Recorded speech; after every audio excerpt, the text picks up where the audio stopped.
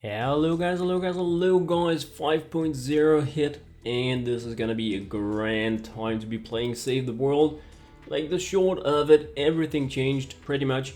No friend codes any longer, people are getting rewarded based on their early access account level with Llamas, and we have Horde Bash and the crazy Wild West stuff going on. But let's dig into the actual patch notes for Save the World. Under the general tab, we have that the Blockbuster event is over and the road trip event begins. Blockbuster tickets are converted into Llamas for every 500 you have. We now have re-perks, uncommon perks and rare perks up in the event store, in the weekly store, which means that high level players don't need to be farming these in low tier maps, which for me is like a massive quality of life improvement. Starting July 17th, Save the World will be on sale on Xbox, PS4 and PC for a limited time, and there will be super deluxe and limited founders packs, so that is something I know a lot of people have been waiting for. Friend codes from founders packs have been removed and exchanged for llama troll stash tokens, which I would have liked to know in advance because I kind of had some I wanted to do some stuff with, so that's a bit of a downer. But anyway, that has happened as well, and all existing founders will receive tokens based on their founders levels in 5.0 as a thank you for being with us. So thank you Epic Games very much for that. In missions and systems, Challenge the Horde is back. That's the news that a lot of us has been waiting for.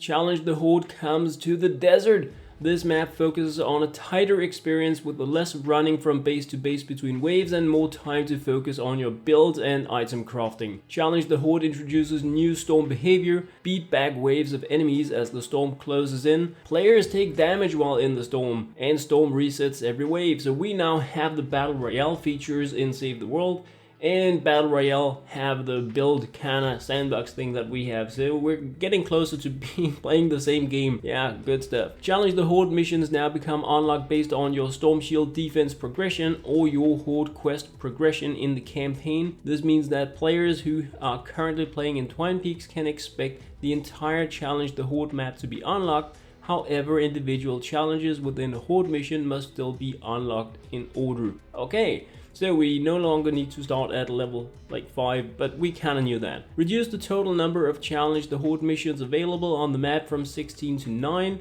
So list to select from. Set the total number of challenges to 5 for every Horde mission. Previously, the number of challenges varied from as low as 3 to as high as 8. Doesn't seem like a game changer. Reduce the number of waves per Horde from 10 to 8, so we're getting 20% reduced game time there in each of these event missions. That is a very, very good thing. Reduce the maximum time of a wave from 6 minutes down to 4 minutes. That is also huge. So now we're talking about some more everybody can play them kind of missions, so that is going to be like a massive help for a lot of people. Enemy loot drops and item caches have been disabled for Challenge the Horde. I'm pretty happy about that. I would have liked the caches, but I like that we're not getting like the loot in there for materials because it would undermine the entire system. Challenge the Horde resourcing has been tweaked. Okay, Challenge the Horde missions now grant a starter, first tier uncommon assault rifle and sword to help players hit the ground running in early Horde missions. I guess that's okay. The initial ammunition grant has been increased to match the increased difficulty of the first Horde mission. Good stuff. Building materials, ammunition and crafting materials granted to players per skill tree upgrade have been reduced through the Horde skill tree. Alright, so we get even less materials. I like that one. Challenge the Horde mission alerts are available. Award road trip tickets used to purchase road trip event llamas. Horde skill points used to purchase nodes in the skill tree. Alright, 10 per day, so that's still bad. Horde progression quests appear under the event road trip,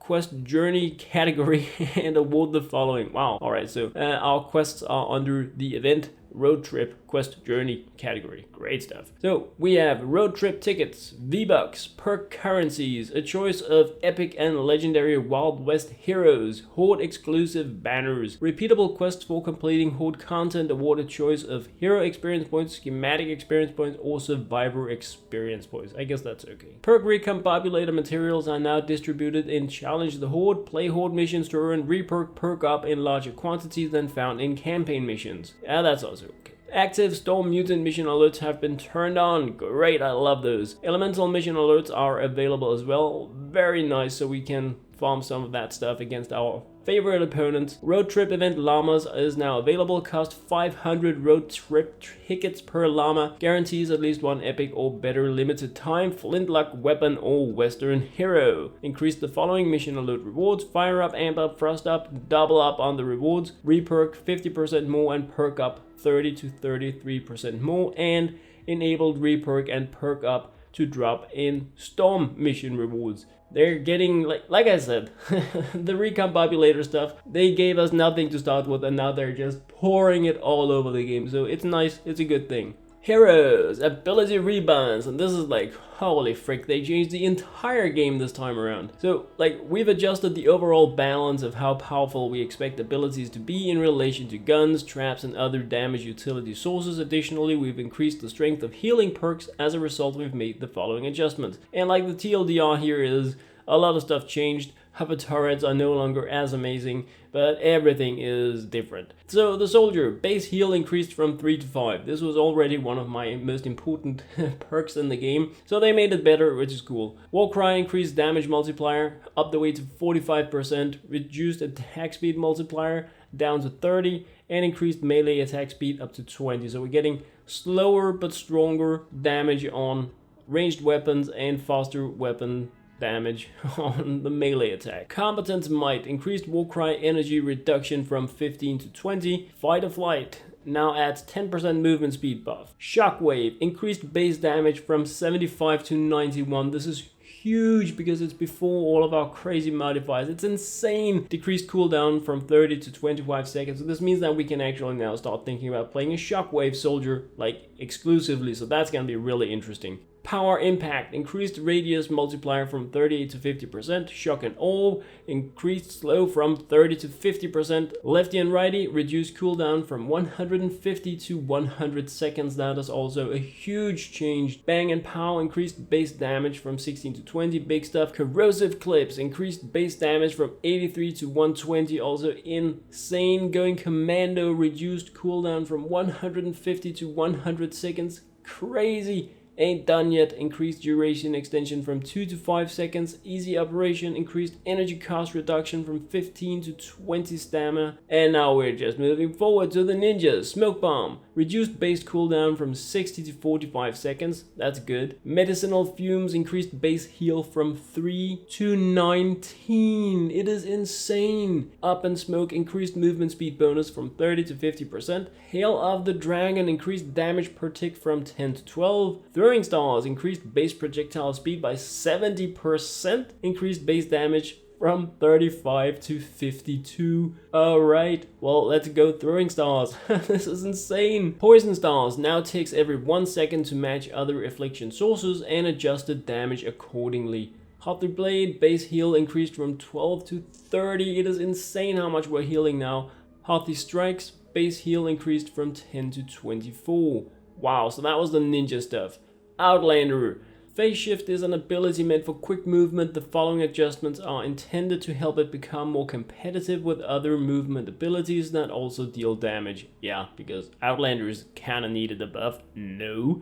Increased travel distance, a great deal. Decreased cost from 20 to 10 stamina. Decreased cooldown from 15 to 8 seconds. Increased charge from 2 to 3. And adds 30% movement speed for 3 seconds. Alright, Phase Shift was already one of my favorite abilities, but now they buffed it, so thank you, like buffing the hover turret. Phase Forward increases distance traveled even more. Phased and Confused increased quantity of additional charges from 1 to 2. Phased Out adjusted cooldown reduction from 5 to 3 corresponding to the new base cooldown. Phase Shield adjusted duration from 4 to 2 corresponding to the new base cooldown. Phase Runner increased movement speed to 50%. Wow. Teddy increased base damage from 10 to 16 per shot. Wow. Reduced cost from 50 to 30 stamina. Okay, let's go Outlanders. Bears there. Increased base damage from 22 to 26, a small one. Overbearing increased bonus range from 2 tiles to 4 tiles. Right. Alright, so bears also got better. Shock Tower. Shock Tower should be a great tool for taking out groups of weak husks, but it doesn't quite get the job done. No beep. To address this, we've given Shock Tower more damage and a much shorter cooldown. The duration is a bit shorter, but you'll be able to cast it more frequently. We've also reduced the stun duration slightly in order to make room for the other improvements. So you're going the wrong way in my opinion. It should have like no cooldown or longer duration, but let's look at it. So reduce cooldown from 60 to 20 seconds, so that is a start. I don't think it's fast enough, but it's okay. Reduced cost from 50 to 30 stamina, alright. Increased base damage from 9 to 12, a good one. Lowered stun duration from 1 to 0.75 seconds, that's okay. Lowered duration from 6 to 3 seconds, that is trash. 3 seconds of tower it's just bad. It's like really bad. So I mean, we can use this like 2/3 faster. From we needed to wait 1 minute, now we need to wait 20 seconds, but it only lasts 3 seconds. I can barely cast it before it's over, so it's horrible in my opinion, but I haven't played with it yet, obviously. Electroshock, increased impact bonus from 133 to 160%. Alright. Capacitator, adjusted duration increased from 2 to 1 seconds. Super capacitator, adjusted duration increased from 2 to 1 seconds. Shocking embrace, adjusted duration increased from 3 to 2 seconds. Alright, so we can get like a little bit longer duration on it. Static cling, increased damage over time percentage to 110 from 50, so that's nice. Decreased damage over time duration from 6 to 3 seconds, which makes pretty good sense. Antimaterial charge, yeah. The thing that people only used, like ever for nuts and bolts. We found that Antimaterial Charges resource gathering damage was being overvalued. You're not saying. As a result, we have increased the base while lowering its cost and cooldown to make both an efficient gathering tool and a relevant combat ability. So that's interesting. Increased width by 100%. Nice. Increased base damage from 39 to 90. Alright, we can now punch. Wow. Lowered cooldown from 30 to 12 seconds and lowered cost from 35 to 30 stamina. Pretty crazy stuff. Strike cost, adjusted cost reduction from 15 to 10. First of the South Moon, adjusted cooldown reduction from 13 to 5. Structural strike, adjusted the cooldown reduction from 7 to 3 seconds, blah blah blah. Kinetic punch, increased knockback strength, okay. Charge fist, moved from a 3-star perk to a 2-star, well that's about time. Adjusted the percentage damage from 200 to 150. Alright, so nothing new there. Iron Knuckles, removed vulnerability application, okay. Adjusted the percentage damage increase from 500 to 150. Okay, so no crazy. I guess that's something. Tooltip has been updated, blah blah blah blah. Alright, let's continue. Wow, I mean, the new Outlanders sound crazy. Even though Shock Tower is now, it sounds really bad. Constructor, Bull Rush. Increased base damage from 60 to 156. Alright, okay, let's go there. Reduced cooldown from 30 to 15, reduced cost from 30 to 20, increased shield collision with width by 43%. Alright. China Shop, increased base environmental damage from 282 to 688. Well, let's just charge into a house and remove it. Bull Crush, increased hardware damage from 45 to 55%. Longer Rush, new functionality added. At the end of Bull Rush, movement speed is increased by 30%. I don't think that's useful, but okay. Riot Shield, new functionality added. While charging, the constructor will take 60% less damage. That's pretty cool. Plasma Pulse. Base damage increased from 14 to 18. Good. Decreased lifespan from 10 to 6 seconds. Horrible. Because we're getting less and I want more. Plasma Pulse Blast. Base damage increased from 125 to 145. Okay. IFF Coating. Increased shield regen from 15 to 20. Base MD. Increased health regen from 2 to 4%. Alright. Decoy, let's look at the interesting stuff. Hitbox reduced to match Decoy model. Well, that's a good thing, you know? Now you hit what you see. So, thank you, Epic Games. Decreased cooldown from 45 to 30. It's a start. Grease the Wheel. Decreased cooldown reduction from 15 to 10. No, don't do that. Kinetic Overload. Base damage increased from 50 to 140. Yeah. Remove cooldown. Yeah. Nice and slow. Increased slow from 30 to 40%. Yeah. Hardy Blows, base heal increased from 12 to 49, that's insane. Wild West heroes have been added to the road trip event Llama. Well, were they ever anywhere else, I guess is the main question. Soldier, new subclass, first shot featuring new character Rio. Bum bum bum. Description. Reloads to get a large initial hit of damage, then follows up with a high fire rate burst. Sounds interesting. New perks, locked and reloaded. After reloading, rate of fire is increased by 25% for 5 seconds. Padlock and reloaded increased the rate of fire from locked and reloaded to 50%. Interesting. First assault, the first bullets fired after reloading an assault rifle critically hits enemies. Wow. Pretty. That sounds interesting actually. New tactical perk, practiced in combat. Okay. So new ninja subclass, explosive assassin featuring Ken. Where's my Sarah? Description, sword-focused ninja that stacks up assassination to discharge an energy blast and utilize smoke bomb to keep stacks up. Sounds very, very interesting, fun, and probably not in any way good. New perks, assassination juice. Smoke bomb now generates a stack of assassination every second when the ninja is inside the affected area. Endless smoke increases the radius of smoke bomb by 45%. Alright. Assassination discharge. When assassination reaches 5 stacks, it will trigger an explosion dealing energy damage in a 0.5 tile radius. After the explosion, all assassination stacks are removed. It sounds fun, but not good. We will see. We will see. That's gonna be very interesting to try out. New tactical perk, assassination, tactical variant, blah blah. Constructor, new subclass, vintage tech featuring Penny. Yay! Description, Constructor uses plasma pulse to create plasma bomb zones. New perk, supercharged plasma increases damage radius of plasma pulses mini balls by 60%. Malfunction, plasma pulse now spawns 8 plasma balls that deal 550% more damage. Alright. The plasma balls will be spawned all at once and explode after 10 seconds if not triggered. That is insane. Alright, Outlander, new subclass, Wild Fragment featuring Decoy. I kinda like Decoy, so that's okay. Mobile Outlander that gathers large amount of fragments to continuously place empowered teddies. Okay, so they wanted us to use something else than the Reclaimer, I guess. New perks, look what I found. Start mission with 3 charge fragments. Well, I'll give that to all Outlanders. We need to move on. Load bearing, Teddy's damage is increased by 50% if placed with a fragment. Wow. Double down, 50% chance to find an additional charge fragment when collecting a fragment. So the main problem with Outlanders were the fragments, and now they're like putting this one Outlander in there that starts with 3 and has a chance to get 2 each time they find one. Good job, Epic Games. Everybody's gonna be playing the new one because the old ones suck even though they were buffed.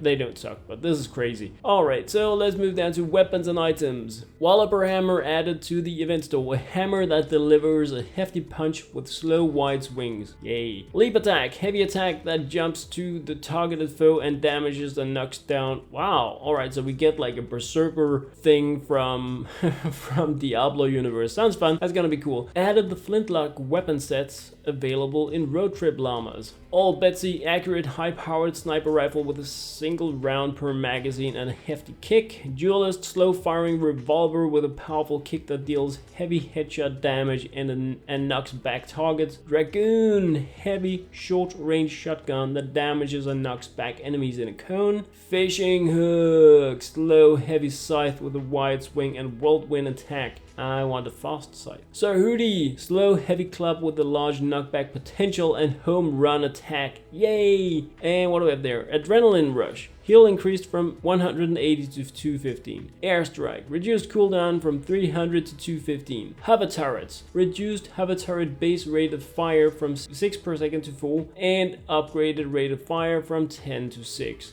So they have adjusted the way it fires. Hover turrets should now deal energy damage and no longer deal impact. So we're gonna be dealing like better damage but without keeping opponents away, which I think is a good change even though I like the other stuff. Increased base damage of hover turret explosion from 114 to 162, which I don't think really is gonna matter. Proximity mine, damage increased from 225 to 230.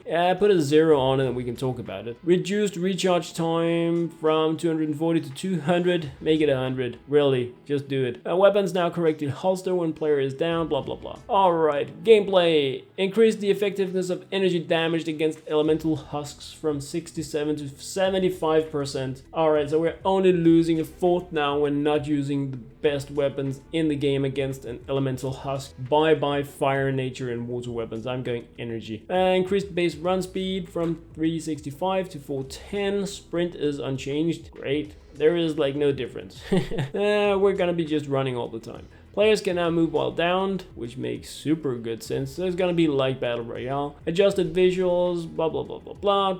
And so what do we have? Killer Storm repeat quests available, awards gold, great. The following repeatable quests are available and award per currencies: Danger in the Mist, Set the World on Fire, Forces of Nature, and a Watery Grave. Great stuff. Very, very nice. We have some UI changes. Loot Llamas no longer open by themselves. Some banning and rejoining and pro builder stuff. We have some art and animation stuff, which is like pretty cool, and some audio stuff. We're not getting the old music back, so that just made me a little bit sad. But besides that, wow, 5.0, it's a huge update. It's insane. Just talking about it is like half a minute, so this is a game changer like crazy. I'm pretty hyped about some of the changes. Some of them are a little bit meh, but it's gonna be a completely different game we're gonna be playing when we fire up the game. That was what I had to share in this video, guys. I hope you enjoyed. As always, thank you very much and very much for watching.